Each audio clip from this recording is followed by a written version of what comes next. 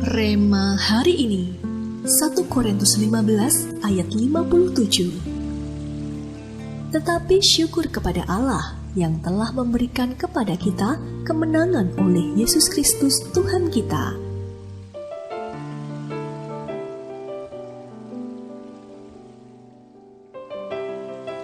Bullying atau perundungan bukan hanya terjadi di media sosial atau di antara remaja dewasa.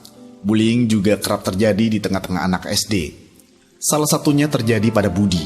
Ia mengalami perundungan karena bertubuh paling kecil di antara teman-temannya.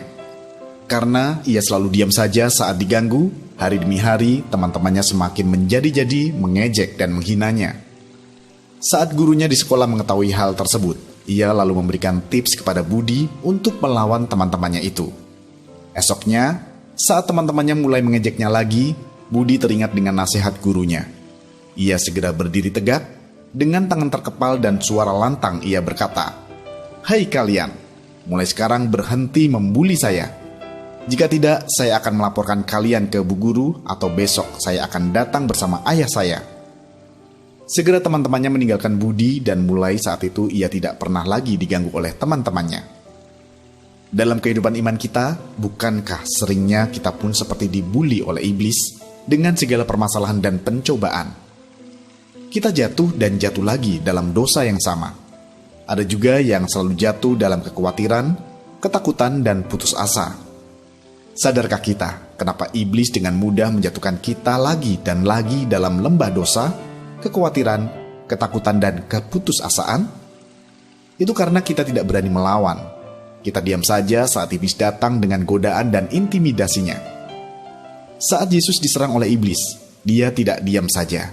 Namun Yesus berbalik mengusir iblis dengan penuh kuasa, otoritas, dan wibawa ilahi, sehingga iblis segera lari. Satu-satunya cara untuk membuat iblis lari tunggang langgang adalah dengan berani bangkit dalam iman dan mulai deklarasikan secara profetik kemenangan kita atas semua godaan dosa dan ketakutan. Inilah yang Tuhan inginkan. Ketegasan dan keberanian untuk mendeklarasikan secara profetik kemenangan kita atas kuasa iblis. Saat kita berani percaya dan yakin akan kepada Tuhan, maka saat itulah kuasa Tuhan akan turun dan kita menang atas godaan.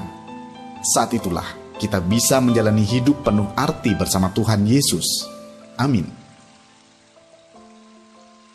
Apakah masih ada dosa yang membelenggu hidup Anda? Jika ada, apakah dosa itu dan mengapa Anda masih terbelenggu olehnya? Percayakah Anda bahwa Anda bisa melawan godaan dosa itu? Apa komitmen Anda agar selalu bangkit dan berani mendeklarasikan kemenangan atas kuasa dosa? Tuhan Yesus, kami bersyukur dan bersukacita bahwa Engkau senantiasa menjaga dan memberi kami kekuatan untuk melawan godaan dosa. Namun kami seringkali jatuh dalam belenggu dosa. Ampuni kami ya Tuhan, bentuk kami menjadi pribadi yang berani mendeklarasikan kemenangan, sehingga kami terbebas dari belenggu-belenggu dosa, serta permasalahan kami dan dapat hidup berkemenangan dalam-Mu. Di dalam nama Tuhan Yesus, kami berdoa. Amin.